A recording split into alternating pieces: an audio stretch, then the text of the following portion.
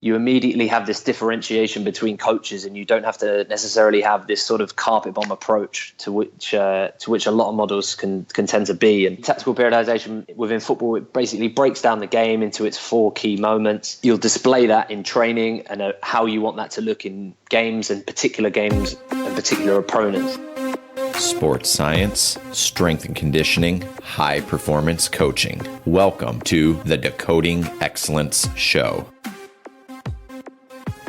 Today's show is brought to you by Vald Performance. If you haven't checked out the website yet, stop this show immediately. Head over to the website, valdperformance.com, and begin immediately looking through the resources. They're the makers of the NordBord, the DashBord, the GroinBar, and they are some incredibly smart minds in the world of performance technology, tools, rehabilitation, and performance evaluations. Whether it is performance training, testing, evaluation, screening, or just simply return to play protocols from a pre-benchmarking, pre- and post-injury, check them out. They are incredibly smart guys, and they will equip your facility with the tools that you need to be successful. Thank you again for the support, and please check out their website, valdperformance.com. Today on the show, we have Hamish Munro, a U21 Sport Scientist, strength and conditioning coach at Ahli Football Club in Dubai. This is a monster of an episode today, and I took a lot away from Hamish and his conversation regarding tactical periodization and some of the lessons that he's learned along his coaching journey. Like so many of us, the successes that he had very early on, and some of the things he's had to navigate through his career that lent to the lessons and the wisdom and the experiences that he now currently holds. If you have any interest in technology or soccer or football periodization, this is an episode that you do not want to miss, because this is an incredibly smart coach, and you will take a lot away from this show, similarly like I have. So without further ado, with enough waffling from me, let's jump right into the conversation with Hamish Munro. Hamish, welcome to the show, man. How are you? I'm very well, Adam. How are you, mate? I'm doing really well. Just finished up a training session with some of one of our teams here, and empty gym. The lights are half shut off. It's cold outside, rainy, sort of miserably depressing for what is otherwise spring out here in the middle of America, Wichita, Kansas. How about yourself? I'm good, mate. I'm a bit of a polar opposite at the moment. I'm sporting some sunburn. So fresh off the beach, trainer session this evening. Sunday was pretty good for me. Yeah, if you can include beach and Sunday, you're pretty much winning over a large percentage of other fitness and sport coaches that are like myself, that is hundreds, if not thousands of miles away from a coastal barrier body of water. So there's, you're not going to get much sympathy from me hosting a sunburn, man. That sounds great. No, mate, I'll accept the sunburn if it includes beach. It's not a problem at all. Yeah. So, hey, I wanted to have you come on the Decoding Excellence Show because I obviously, being active on social media and Twitter, I constantly come across the great things that you post, and you post everything from what you're currently doing with your guys, and we'll get into training certainly, and your background here, but research, what's the best practices, whether it's injury prevention or performance enhancement, and more so than just looking and sharing the research, it appears to be through the videos and the pictures and the things that you share that you're crossing the barrier or crossing the gap, and you're applying the research, which I absolutely freaking love. And I'd love to explore a little bit of that on the show. But before we jump into it, I'd love, because obviously the demographic that listens to this show collegiate strength and conditioning coaches, collegiate and professional sports scientists in America right now, and we're trying to grow it internationally here. So for people that might not be familiar with your role as a fitness coach, U21s out in Dubai, as a emphasis on sports science, can you provide a little bit of a background for this audience as far as what you're currently up to and how you got into that role through education and sport athletics and what led you to where you're currently at? Yeah, so if I attack the education portion of that, so I did my first degree was at St Mary's University in London, and it was a BSc in strength and conditioning science. So that was the path I chose to go down almost immediately. From there, I went and did a postgraduate degree at the University of Bedfordshire in sports performance. Along the way, I've had a variety of internships at Norwich City, Peterborough United. I was lucky enough to work in China for a year at a football club or a soccer club. I don't know how we're going to proceed with that, but yeah, football club out in China for a year. And then since 2015, I've been in Dubai with Ahli Football Club, working with their under-21 team, looking after their sort of sports science and strength and conditioning program. Excellent. And, if you could sort of fill in the gaps a little bit as far as that, maybe less from a educational standpoint, but just some of the things as you've proceeded up through sport, from internship to opportunities to work with in China to what your current role is. What are some of the things, like the various roles and steps that you've taken to gain those internships? And, I know this is a wide ranging question, but what are some of the things that really resonate with you as far as what you've learned at those various stops along the way? Well, I guess the first thing that came into my head when you were introducing that was initially as an undergrad, it was putting myself out there. So putting myself out there to as many people as I could, trying to sort of touch base with them and see what they had to offer potentially in terms of internships or advice. And then from that came about the Norwich City internship, where I had a host of great mentors there. So I immediately sort of was in a group of people that were able to really help me out. And off the back of that came a lot of great things. So from my academy internship, I managed to go to Peterborough on a first team internship. So there was sort of a natural progression there from academy to first team. And then the Chinese opportunity came off the back of my work at Norwich, where the head of sports science had previously worked in China and had asked if I wanted to go out there. And as I was an unpaid intern and it was a paid role, it sort of made sense. And that was sort of a great, I was really thankful for the guys at Norwich, and it really liberated my sort of, I guess you'd say, the putting myself out there paid off, is what I'm trying to say. And putting the work in at Norwich as an unpaid intern, it sort of paid off. And yeah. Those guys, my mentors, really helped me out. And a lot of people speak about sort of trying to pay it forward. And when you're a young guy breaking through, that's real difficult, because you don't have a lot to offer those around you initially. Now, you do in terms of the work you're able to offer, but in terms of opportunities and things like that, you can't really offer people too much. It's more just your labor.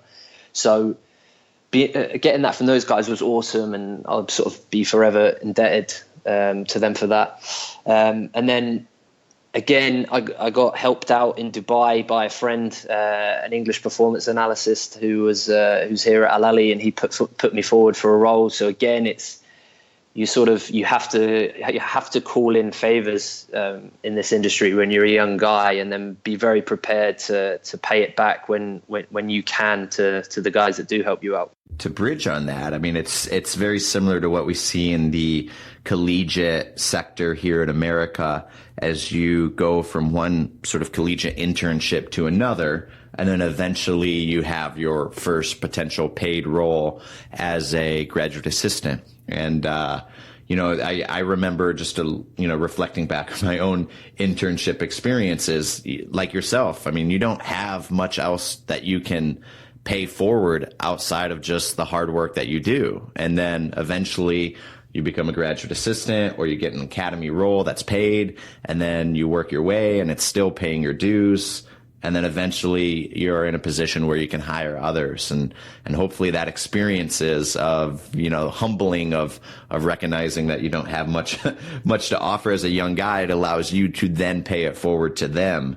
But you spoke about your mentors, and how it was these individuals that sort of stuck their neck out, maybe showed you the ropes, as we all have various mentors in our life. But do you can you reflect on any particular moments where, there was wisdom that they shared or something that they did that really resonated with you professionally that you still sort of emulate today in your own various roles or carry forward, whether it's teaching other, whether it's the athletes that you work with or other sort of support staff that you come in contact with? Is there anything that still resonates with you from those mentors? Yeah. So my sort of direct boss at Norwich City within the academy was a guy called Chris Lorkin.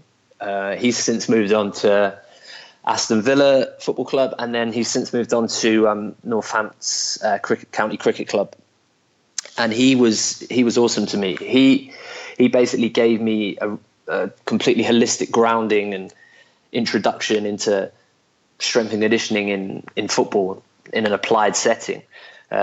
So he gave me an inordinate amount of information and applied skills to then go and present in my own sort of philosophy and applied work. And also his boss, Mike Watts, who was the head of sports science at the whole football club, he was the guy that took me to China. So again, it was Chris's sort of investment in me and recommendation off the back of what I'd sort of helped him out with at the club that got up to the top man, that was Mike, and then got me across to China. So from a skills point of view, I can't even begin to explain what Lorks gave me, really, because it was awesome. The amount of information he was able to give me and his openness with that with the way he sort of steered me through was awesome. And then obviously off the back of that, he lied to Mike and gave a glowing report. So I was lucky enough to get a paid opportunity off the back of that. So those two guys, Chris Lorkin and Mike Watts, were awesome at sort of helping me progress out of my undergraduate degree. It's cliche to say that we all stand on the shoulders of giants, but I think specifically within this sort of young profession that we're in, we really have to understand that there's these mentors, these pivotal people that sort of pave the path for younger strength conditioning, fitness coaches, sports scientists to come in. I think we owe a real debt of gratitude to these people that's helped us carry forward the profession. You said a couple things in there that really resonated with me, and that your mentors provided you sort of this framework of this holistic, integrative model or approach to training. And I see it common in strength conditioning at the collegiate world, where you kind of go into a mentorship-y, right? You become a apprentice, if you will, and you learn the craft of whatever mentor it is. Whether that's here in the States, a Olympic lifting oriented, a high intensity training approach, a quote unquote functional approach, whatever approaches, disciplines, modalities you might prescribe to. But what really resonated with me when you said holistic integrated is that I think right now, this is sort of where the profession, I think best practices is understanding that we need to work together and we need to work in these multidisciplinary teams. Was that always the case when you first arrived? Have they been sort of this holistic integrative approach, or was this something that your mentor was changing organizationally and then sort of by proxy you've learned? And have you carried that approach to all the various different football clubs and organizations that you've worked with through your journey? So it's an interesting one. Lorks at Norwich, Chris, he was really sort of he would let me mold my own philosophy, because he realized that I was still a young coach, and he didn't try to sort of hammer his philosophy onto me or onto anybody else for that matter. So I would sort of spend a lot of time observing him and asking him and looking at what he was doing. So as an automatic byproduct, I sort of inherited a lot of what he did. But it wasn't really until I was out in China where I went to my first club in China, and then I was there a matter of weeks because I made a real mess of things with the manager. The manager there at the first club I went to was a local coach. He wasn't a particular fan of sort of outside influence. It was a president that had took me to the club, and it was almost a recipe for disaster before it started. But the way I went about that as a recent graduate wasn't sort of in line with what I'd been taught, or sort of within my best interest, in terms of I was a bit of a bull in a china shop, and the practice that I was seeing in front of me wasn't what I had sort of come to know as gold standard. So I immediately sort of put my opinions across, which was completely the wrong thing to do. I should have absolutely took on this sort of softly, slowly approach and tried to get the manager on side. I should have listened to Dale Carnegie and his book earlier than I did. But the second club, I was very lucky in that the assistant coach was a Portuguese coach who had some 30 years of experience in the top league in Portugal, a guy called Floris Scap, who's now a really, really good friend of mine. And we were the only two foreigners working in this football club in this small middle of nowhere city in China. So we were basically in each other's pockets for 10 months. And he introduced me to tactical periodization, which is obviously one of many models, but that was sort of the model that he championed. And being from Portugal and he was Portuguese, it sort of made sense. And what that sort of opened my eyes to and taught me about was the whole process and the end product in terms of what the ultimate aim is. And then I quickly sort of began to realize that I'd completely overestimated my sort of role in a team. And I think a lot of us can be guilty of that in terms of the importance we put on strength and conditioning in sports science, especially in a sport that's as intricate as football. So that was a really good eye-opener for me in terms of learning about that integration and appreciation of what others have to do and what the end goal is for the sort of adaptation of performance enhancement in football, really. And you gave me so many different things to chew on, but I'm going to go back towards the beginning of your response a little bit to maybe put the audience sort of in a frame of mind.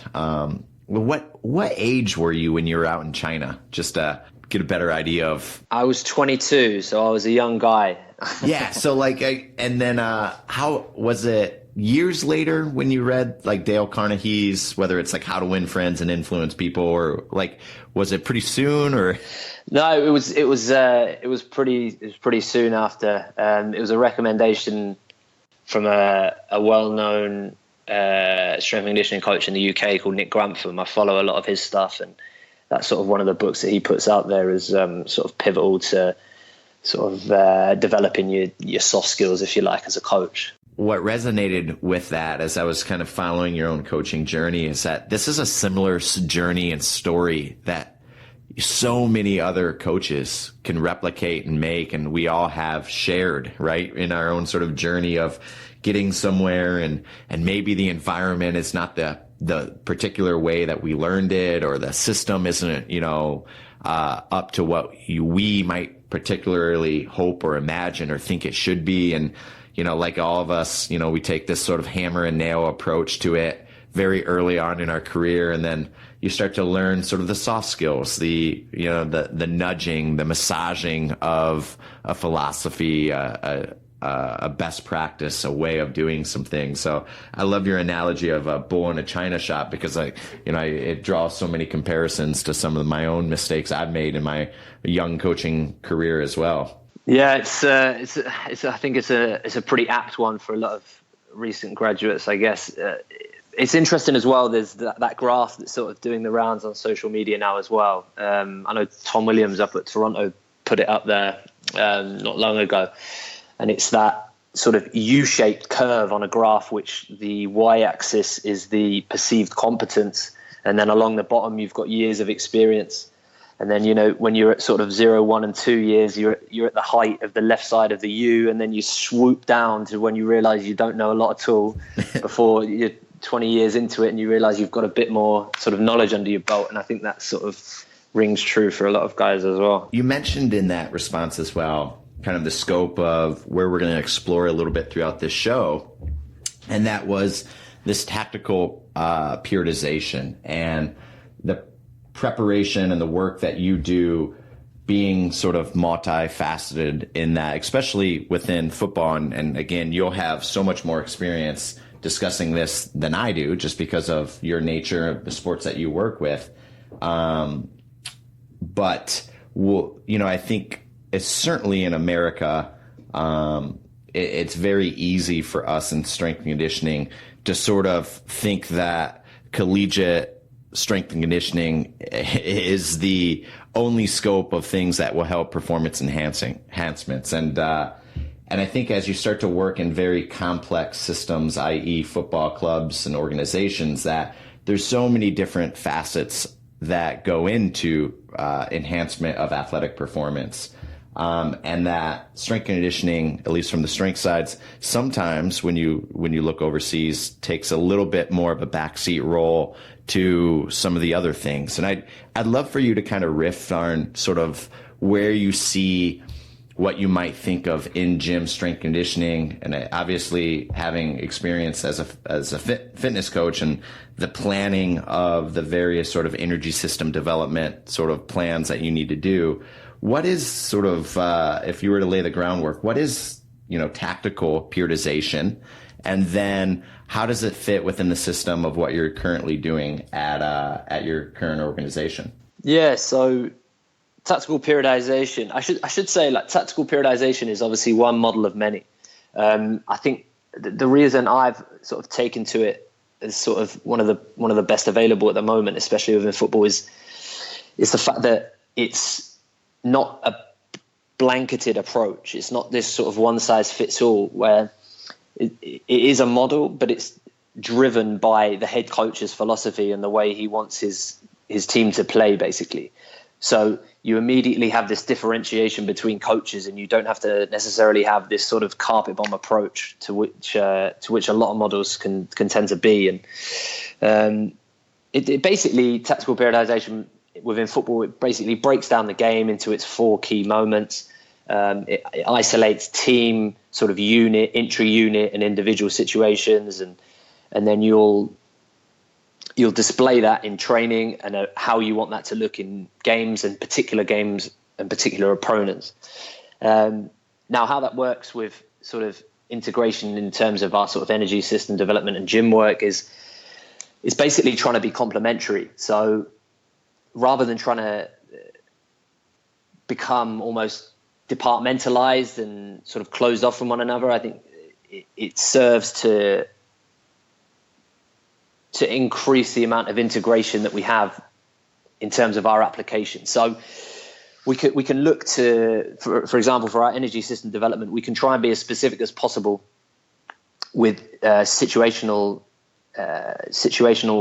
drills in training. So, if we wanted to do a certain amount of aerobic work, running over longer distances, less change of direction, more velocity type work, you could do that on a specified field using higher numbers. You could manipulate the amount of time you're going to play that game for. You can manipulate the amount of touches. You can manipulate the goal sizes. You can manipulate overload of players on one team. The other team, you can do an unknown amount of things. But what it all comes back to is that game model, and is it a transferable drill to what you're trying to do in the upcoming game or upcoming fixtures? Now, on the flip side of that, I think our gym work, we do take it away from what's going to happen on the field, because sort of true sort of strength work in a football setting is one of the only things that you can't really get through football. You need to take yourself away from the field from that, and you need to get under load and lift load and push and pull and squat and lunge and do everything that we all do within strength and conditioning. So while it lends itself to be as integral as possible, there's still components of that sort of performance model that you need to take away from the game and the sport itself. Yeah, no doubt. And I think some of the things and sort of the narrative that we use here within my own organization is just really trying to consolidate our training stressors. So if we know that, out on the basketball court or elsewhere, that it was going to be a pretty physical day, and we're going to get a little bit more transition sort of offense, and it's going to be a lot more running up and down the basketball court, then that gives the various support staff a better understanding of sort of how we can complement what is going to happen on their competitive or training environment, i.e. the basketball court or the baseball or the softball field, and then try to mold our training to be complementary of it versus, like you said, a carpet bomb approach where maybe they're working on high velocity running and we're working on speed. And so, the PT or their athletic trainers is working on regeneration, and we're all confused and, mismatched, if you will. I think this centers to my next question is that, and it's almost like a chicken or an egg sort of question, but so much of that decisions, I think, is dependent on the sort of the acceptance of the information that you present to the head coach or the manager. And especially in collegiate sport where, a lot of times the technical, tactical decisions are implemented and made at the head coach level.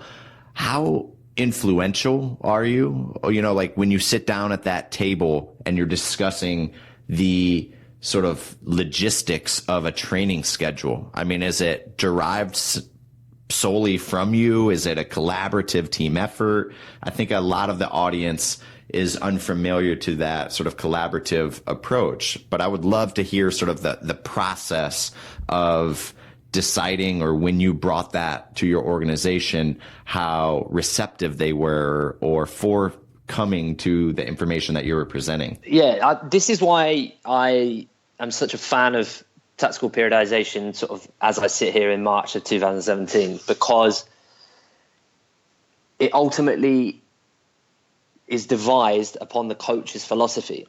So when you go and put that in front of your head coach and say, right, I would suggest this way of working, the whole thing is based around your philosophy and the way you want your team to play, you're going to struggle to meet a head coach who turns around and goes, not sure about that. they're immediately going to buy into that, or a variation of that. And we're quite lucky here in that our coach is really, really open. And there's no sort of closed doors. The discussions we have are really open-ended. We discuss different, possibilities, permutations of things that we're going to do, what we think might happen, and then afterwards what actually happened, how we can change that next time. So a lot of what happens on the training field will come from him in terms of the narrative, in terms of, right, this last game, our, low block wasn't good enough. We got overran. This happened, that happened. We need to do this, this, and this. Now, from a methodological point of view, I'm not going to argue that, because he's the head coach. He's the technical, tactical driver of this team. So I need to support that. I might then just go to him and say, right, well, these are our numbers, or these are the noises that the boys are making in the changing room, or this is happening. I would suggest possibly, for this drill, rather than doing 2 lots of 15 minutes of 2 touches, can we split that up further into 3 lots of 8 minutes with 3 touches? So we slow the game down and we have more breaks, depending on what the data previously is saying and prospectively what we might be doing. So from that perspective, we're really open and collaborative, and it's just being respectful that he's ultimately the head coach and I'm there to support him, and it's not the other way around. And you were discussing towards the end of that response, obviously changing biomotor outputs, force, speeds, power, distance running, through a number of different soccer specific sort of drills. And I think, certainly that is prevalent within sort of American sport, perhaps to football. But what you might not see necessarily is that same integrative approach to the development of basketball drills. Hey, coach, I think we should do a small-sided games, only at half court. We should go, so how important would you say is studying from materials of strength and conditioning versus studying materials of sort of sport drills within that sport-specific model, if you will? Does that make sense? I know that seemed like, even on my own sort of like rambling of it, I'm like, I don't know if that makes sense, but hey. Yeah. It's interesting, the first part of that question. So what you were saying about that integrative approach in American sports. I was watching a documentary, I forget the name, an American documentary on the Arizona Cardinals. Is that where Buddy Morris is? Yes, correct. Yes. And it sort of, there was a scene where he's walked out to the head coach in training, and he's sort of, like a situation where we've all been. And he's sort of gone up to the head coach and gone, look, the loads have been quite high last few days. Is there any opportunity that we can sort of slow this down or lower the intensity? And the coach has just point blank turned around and gone, no. And it was end of conversation. And it was, that happens all the time. But yeah, it's, I think that integrative approach is what's going to win out in the end, and the sort of sports drill versus strength and conditioning book argument, I think it's just learning the sport. Like, anybody who knows that sport, like if I was to come and work in basketball tomorrow, I'd be terrible. You'd fire me. You'd be like, what is this guy doing? Because I would not know where to start with a basketball team from a sports perspective. Obviously, I could go in there as a completely raw S&C coach, and we could do everything that we do as strength and conditioning coaches, which is squat, lunge, hinge, push, pull, power clean, snatch. We do mass runs, we do intervals and everything else. And that would be fine. But would it be as specific as it could be, or as integral as it could be, or as efficient as it could be? Probably not. So I think obviously as a grounding, you need that strength and conditioning knowledge, and, that's integral, that's your foundation. But as soon as you can start to sort of learn the sport and then look to manipulate the variables within it to bring about your physical adaptations to make your training process more efficient, then I think the more you can do that, if it's applicable, the better. What you said first that really resonated during that response to me was, if you can learn and then manipulate. And one of the ways that you can learn with drills, if you were to come in and start immediately working with the basketball team or a foreign sport that you haven't had much experience, is just through observation, right? And not just observation with your own sort of coaching eye, but with devices like IMU devices, GPS, accelerometry, data that you can start to, and this is starting to happen more and more at universities and across America, but certainly in professional sport, is sort of the categorization of sport drills with various biomotor outputs. So if it is a particular basketball drill, what's the player load on that drill average? What's the changes of directions? What's the accels or decels on that drill? And even if you don't really know the sport right away, you can start to build a database based on the norms of the teams that you work with, and then start to fit that sort of structure to, essentially a tactical periodization model, so that you can perform the best when you need to go and perform the best. Which sort of which I think lends me to my next question, which is the sort of collection of information via technologies, and how you use that objective information to audit your training program. So, without getting too sciencey, although I'm kind of a nerd myself, I mean, what are you guys using different sort of technologies, if we were to go down this rabbit hole a little bit, to help objectify what you guys are doing on the pitch? Yeah, so we use StatSports GPS systems and polar heart rates every day in training. So each one of the boys will be wearing one of them. So that can sort of help us to build this catalogue of tactical drills and what the variables that we put into these drills, like what you've already alluded to, what that's going to do to that situation. I think the biggest thing with technology now is the physical domain of it. I think we know. So from a soccer perspective, sorry, I keep bringing it back to soccer, but this is sort of my sport. No, and I want it to be in that sport. So please, I mean, speak from your experience by all means. No, so yeah, I mean, the crossover is massive. I'm sure similar things would happen in basketball, hockey, or whatever sort of sport you were to go into. But in soccer, if we close the pitch up, for example, and we put a touch limit, so a 1-2 touch limit, and we put multiple goals in that sort of pitch, we know that we're going to get a lot more change of direction. We're going to get a lot more sort of what we traditionally use, sort of anaerobic bouts, and we're going to get much more of a sort of loading effect. Whereas if we were to do the opposite of that and turn it onto a big pitch, we were to use big goals, 2 single goals, and we were to use an open touch limit, we know that we're going to get a lot more high velocity running and less change of direction. That's our sort of physical outcomes from those drills. But in terms of what we do with these physical variables, how that manipulates tactical outcomes, I think that's personally, for me speaking, that's what I'm trying to develop now. So is what I'm doing to these drills physically still complementing what the coach is doing? Is it overloading that tactical principle? Is it underloading that tactical principle?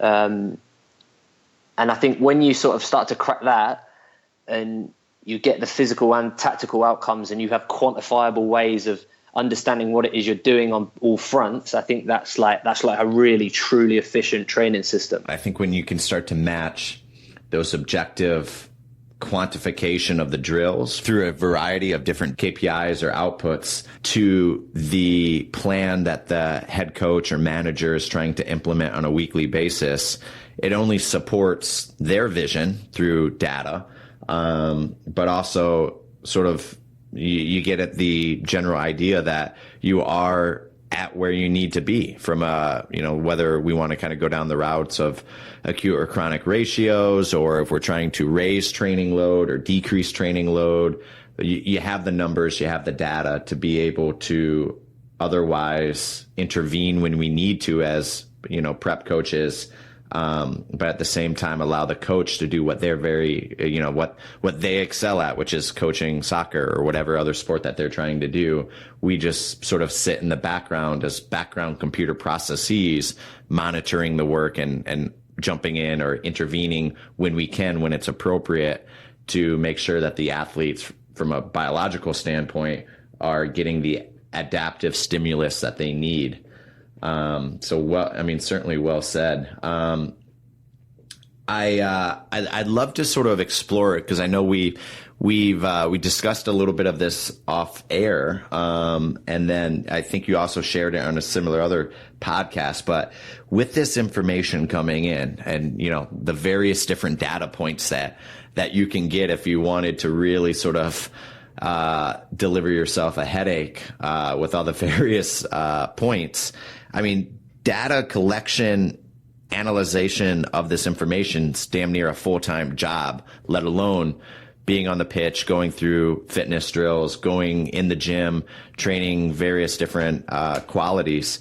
I mean, how do you balance the data and the collection, the interpretation of it, the delivering of that to a coach or to a training program, with the other various sort of job demands that you have that we all share? That's a good question, mate. And that's something that I've sort of dabbled with in the last couple of years while I've been here.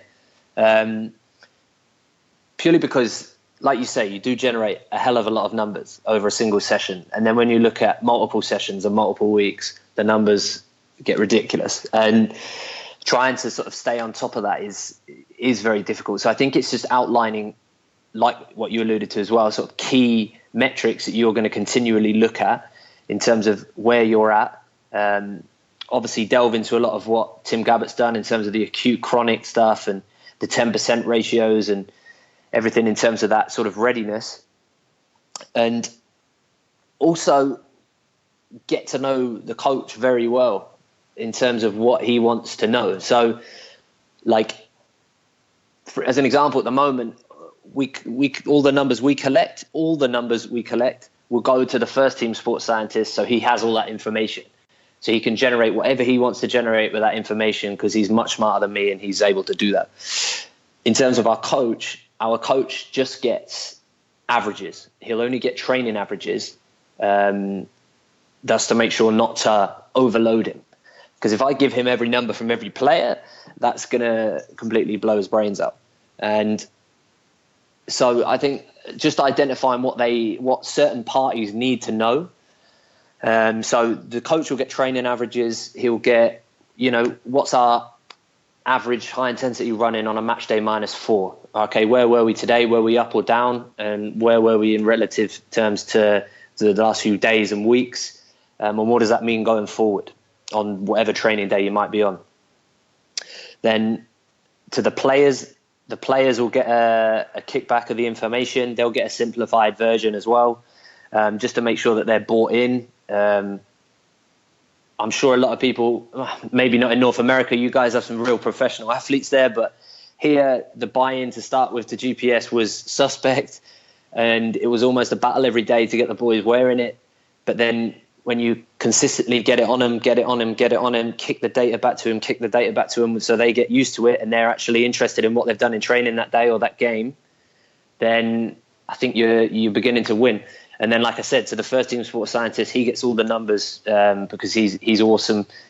He sort of, when players are going between squads, he's able to work out where they're at, what they can handle and what they can't handle, basically. Yeah. And I think you said something that sort of paralleled my own sort of journey, in that when I first began collecting information, reporting information, I think the error for me was not having a very central question that I was trying to answer. So it lends itself to a lot of collection in the beginning. And then as you start to collect and piecing the dots together with practice and training and various sort of interventions, naturally you want to share that information, and it lends itself to overwhelming a head coach that is otherwise very busy with their own sort of work and recruiting and talent identification, that, in the last, I'd say 5-6 years, it's been, really trying to have a better funnel where, like you said, that first team sports scientist sits on top of the funnel and gets every little bit of that information. And then you channel down the funnel, and it's, maybe it's your ATCs, your physios, your strength conditioning coaches. And then further down might be the players. And then lastly, as it exits the tunnel or through the funnel, it might be your head coach that receives just maybe 1 to 2 performance indicators that they care about. And that funnel might be different for every organization, for every coach. And I think it's important to know the coaching staff that you work with. What, do you find, what sort of, without getting too nerdy, although I love it. So this is primarily, the show is to scratch my own itch, per se, but what sort of things are important for you as far as indicators of performance, things you might collect, whether it's session RPE, if it's RPE in general, if it's heart rates, if it's various metrics, through your monitoring systems? I mean, what interests and captures your eye as a practitioner? I think this is, again, it's a good question, mate, and it's an ever evolving question, Yeah. Like, whatever I say now, I could listen to that in 2 years' time and think, what on earth is he talking about? Yeah. Especially with the rapid rate of development in technology at the moment. Totally. So for me at the minute, and our coach, we only look at we look at 5 metrics, selected few metrics. I suppose the most debatable of them would be, we use a coach's rating of perceived exertion, which is mine. Now, I know a lot of people are probably like, what is this guy talking about? But I'm obviously working in an Arabic country where the guys, probably half the guys have good English. The other half have very scratchy English. And also we're in a country where there isn't a sports science degree yet. I'm not even sure if there's like a sports science sort of high school, college entry certificate. I don't know what it would be, but there's not a lot of that here, you know. So the boys haven't necessarily had a lot of exposure to it, so they're not as well educated as other guys that would be in North America, Europe and other places. And it's a funny story. I remember a couple of pre-seasons ago when I was here, and we just finished an 8-minute block of maximal aerobic speed runs, 30 seconds on, 30 seconds off. Guys were running in groups. I went with a middle group, and I remember finishing that 8-minute block of running with them, getting to the end and feeling like my heart was about to explode. I was rolling around on the floor, like I was struggling in a big way. And one of the other lads in the group was in a similar state to me. And as I was on the floor, I was like, Omar, how much was that? 1 really easy, 10 really hard, struggling to get my words out. And he's there going, 3. And I was like, right, we're not. Either I'm not putting this across properly or you're not listening to me well enough, but no matter what it was, that wasn't working well. So now I try and sort of perceive the drills from my experience when I was playing football when I was younger, and then obviously the sort of sports science insight, I guess, in terms of what's happening to the guys within those drills. And then I formulate a rating of perceived exertion at the end of the session. Alongside that, we used simple session time.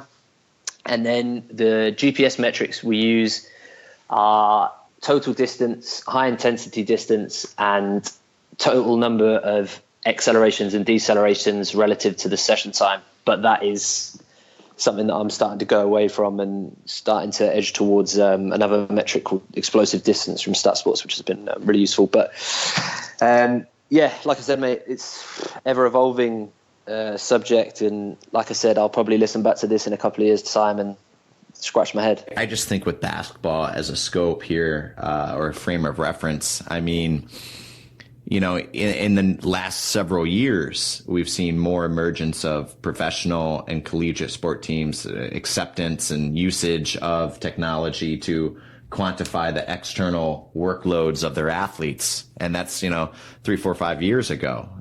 So I can't imagine now as technology gets cheaper and more advanced and Moore's law that, we're going to start to see greater algorithms, greater technology, smaller accelerometry units that, the state of wearable measurables, and wearables, if you will, is only going to continue to rise and become commonplace. I'm curious, when you were saying you were doing your 30-30, at what percentage of MAS were you guys going for that lad to say that it was a 3 out of 10 or so? Oh, we were pushing like 120. We were up there, and this is Dubai heat in September. Anybody who's been here in that month will know what that's like, and it was pretty excruciating. Yeah, I'd either have a hard time believing that's a 3, or it's very humbling how quickly we as practitioners can get out of shape if humbling when you're standing next to elite athletes in some respects. Yeah, mate. The only thing that I sort of took comfort in was that he was rolling around on the floor next to me. If it had been sort of stood up, giving me quite a calm 3, I'd have been a bit more worried. But he was sort of flapping around on the floor as well, so I knew something wasn't right with that 3. So, yeah, for real. I heard on another podcast you shared how, not only with technology and the emergence and more things coming in, how challenging that can be. And I am no different. I think with more wearables and more technology, and vendors coming in to really start to quantify and audit what we do as practitioners, that it lends itself to being difficult to stay up with it and to follow things like this. So I guess my question would be, what resources, what websites, what mediums do you look to continue your own education and stay abreast to sort of where technology and integrative sports science and performance is going? I think the biggest thing, mate, is interacting with other guys and interacting with guys that are doing things that you're not necessarily doing in terms of exploring your options. So I remember a few years ago, like I'd be on social media or I'd be speaking with someone or I'd be reading something and I'd be like, oh, shit, they're using GPS. Like, what does that mean? And then, when I was younger, it was like guard up. It was like, oh no, scary, don't want to know about it. Whereas now I'll just dive in and be like, oh, can you tell me about this? Can you tell me how you're using it? I'll be, it would be great to hear about what you're doing or whatever. And then you can sort of take that and then you can look at the various research and blogs and everything else that go alongside it and try to sort of formulate your own opinion on it. And then obviously you've got to go from there to then your own environment and how you might plug that in. And I think there's a process for the sort of integration of technology, and it starts from that sort of solid base of research in terms of, is it reliable and valid? And then you look at other practitioners in the field, in terms of a technology perspective, you look at someone like Carl Val, who's like incredible when you read a lot of his stuff. And then somebody who's a bit more specific to me, you look at someone like Dave Tenney. How's he implementing that in a football environment? And then you can start to strip it back and see if it's suitable for your environment, I guess. Yeah. And I think the gem in that of what you said is, at least what resonates with me, is just to look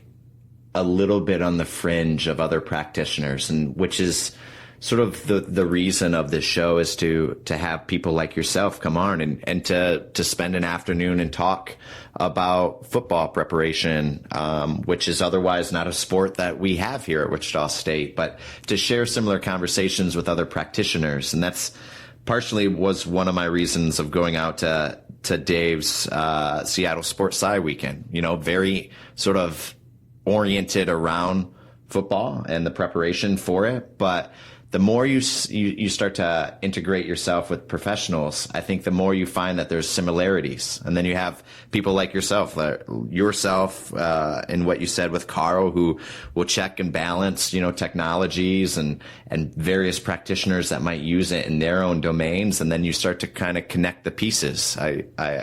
I think what you said was brilliant and certainly applicable to all coaches, regardless of what sport that you might work within. Just as I sort of kind of come towards, what is otherwise the tail end of this show, just describing and going through, and I know this is sort of a wide ranging sort of question, if you will, but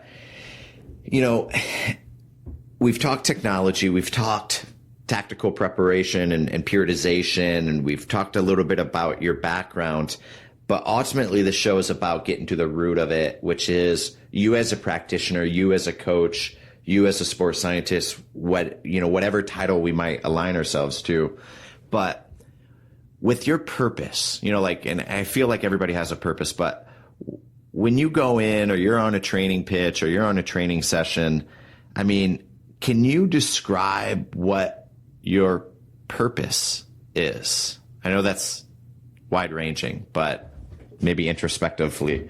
Yeah. What's your why, if you will, for coaching and showing up every day? That's so deep. I think everybody that's involved in that team environment is after the same thing, in terms of they want to be able to sort of positively affect others, and they want others to positively affect them in this sort of sporting environment. And I guess if we use the word purpose, I just want to go in and positively influence that team in terms of go in, be nice and bouncy, energy, get everybody working together, make sure you're sort of going towards where you want to be going. I'm waffling here, but yeah, I think just being nice and bouncy in that team environment and being able to positively influence that. I'd like to think that would be my purpose. What about you, mate? I've given quite a waffly answer there. What would you describe as a sort of purpose for a strength and conditioning coach? I think very initially it was to come in and be instrumental in winning championships, right? That was my young sort of naive, right out of grad school sort of approach. And I think as I've hopefully, I knock on wood here, matured a little bit, that it is much more about the supporting of the athlete in the obtainment of what their goals are, and to support and sustain what their dreams and their purpose. So I know that seems maybe potentially waffling on my end, but it's to support them ultimately and help them achieve what their own purpose is. And I think it comes back to communication with an athlete and the rapport building and the relationship that you build with them. Because to think that, especially from 19 to 22, which is the age demographic that, I work with here in collegiate sports, is that, that purpose for each one of the athletes that I work with will differ from year to year, will differ from team to team.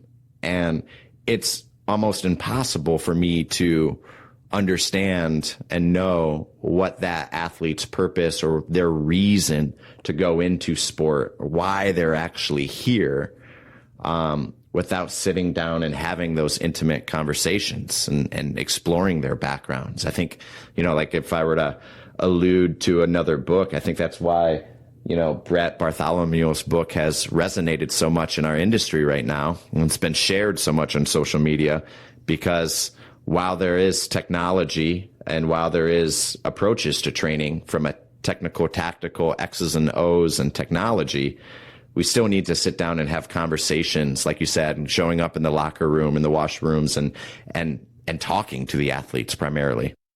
Yeah, I think that's a phenomenal answer, and it's spot on. It is a supporting role, isn't it, in terms of trying to give these guys the best opportunity to go and do what they do. So, and it's that what you've alluded to towards the end there is something that we've come full circle on, and it's something that's particularly interesting in terms of our sort of wellness monitoring, if you want to call it that, wellness or performance monitoring, or whatever sort of terminology people want to use with it, in terms of that sort of readiness to train. And we went to sort of a jump protocol.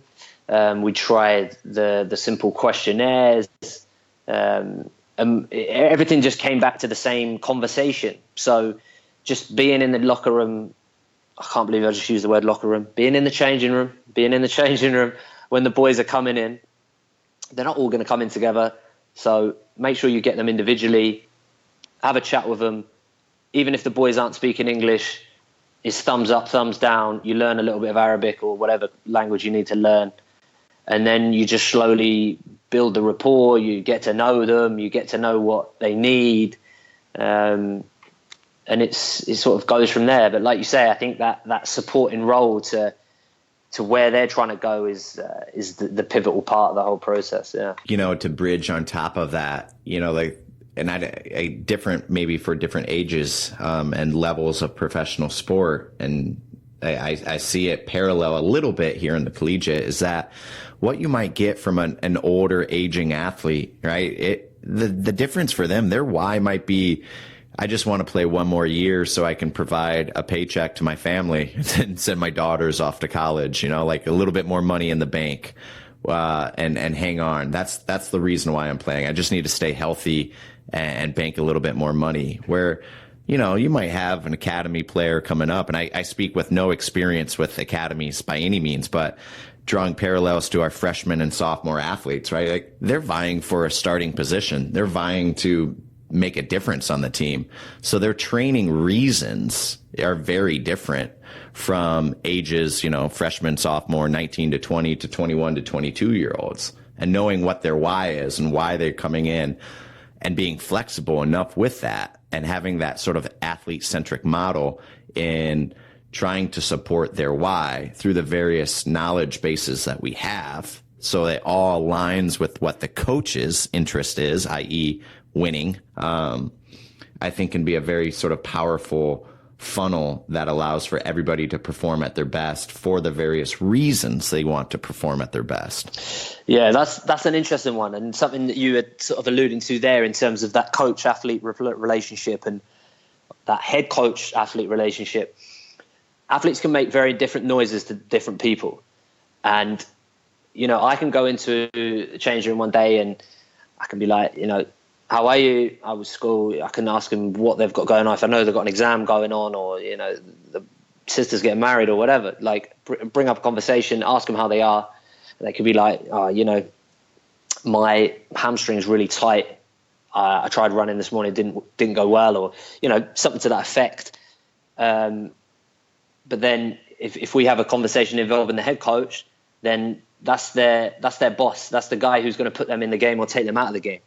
So then, that tight hamstring suddenly disappears. And then you've got to be like, well, hang on, I understand your point of view, but, I'm supporting his point of view in terms of the head coach. So you've got to, I think it's a fine balancing role. Yeah. And you named it, a balancing role. And I've certainly seen that here with what sort of information gets shared, right? And we do, like you said, we've experimented with wellness questionnaires that go into, mood and attitude and readiness to train and sleep quality. And, it's, that information, be it maybe potentially a little invasive in some respects with it goes to sleep. But, if you go out as a practitioner and say, hey, your readiness looks down, we did questionnaires, whatever, jump, sleep is poor, and that information wrongly gets interpreted by a head coach that they're staying up late or not prioritizing their performance and rips an athlete because of it, you're never going to have valid data ever again from that athlete if it was wrongly communicated. So it's a balancing act of when to report, what to report, when to just say someone looks off versus supporting it with information. It's a challenge. You've made some good points there, and especially I can think of some scenarios this year where guys have come in tired or guys have come in real lethargic, and some of our guys are going through national service, and I'll be in the changing room before the training and everything else. So I'll hear what they will have done. They might have done, a 10-mile hike or a 3 kilometers, all-out sprint or whatever. And then the coach can be like, he's been lazy. This is a bit of an extreme example, but, if we go out onto the training, he's been lazy. And then that's when you've got to step up and you've got to support the other angle. You've got to support the player and not be that yes man and sort of tuck yourself under the wing. You've got to go, well, actually, he did this, and this. It's not his fault.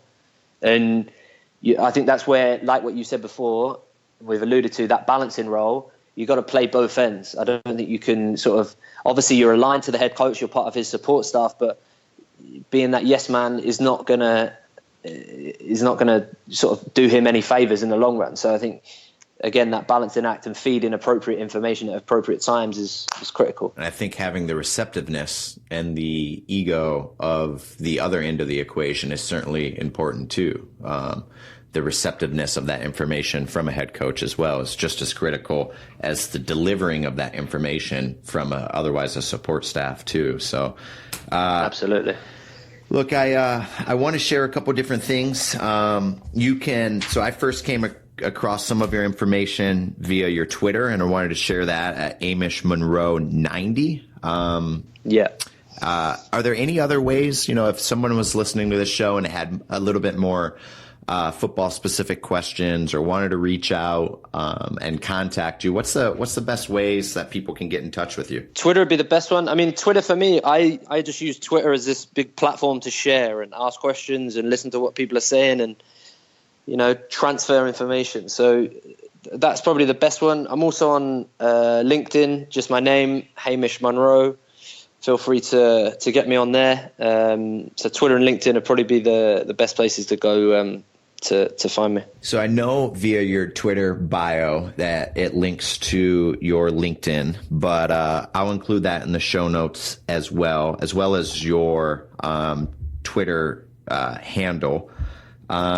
But Hamish, I just wanted to thank you for coming on, man. It's been a great hour of getting to know you a little bit and listen to the materials that you've happened to share.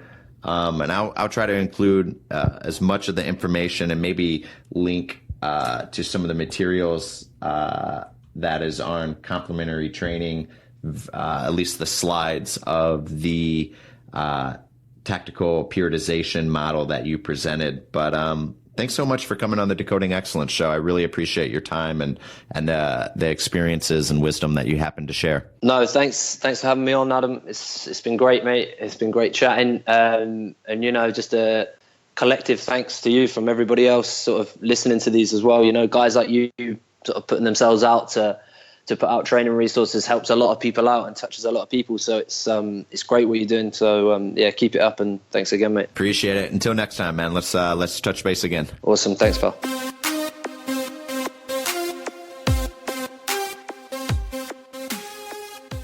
I want to thank strength and conditioning coach and sports scientist Hamish Munro for coming on the Decoding Excellence Show. I took a lot away from this episode and just really appreciate the insights that Hamish could share to the listening audience today. I think if you have any interest within technology or tactical periodization, or just some of the simple lessons that you can learn as a sports scientist or a strength and conditioning coach to develop the relationships with your athletes that you work with or the coaching staff that you work under or for. Like always, the Decoding Excellence Show started as an exploration in the untangibles, the tools, the techniques, the tactics that world-class performers, strength and conditioning professionals, and sports scientists utilize on a daily basis. If you've taken anything away from this show today, please share this episode on your favorite social media of choice and go into iTunes and leave us a 5-star review. Your reviews on iTunes help spread the show. It helps gain a little bit more exposure so that other younger sports scientists and strength and conditioning professionals can find the show and begin immediately learning from some of the great guests that we've had on, like Hamish today, and some of the other great guests that we've had on the show in the past. Like always, thank you so much for listening to the show, and let's keep evolving together.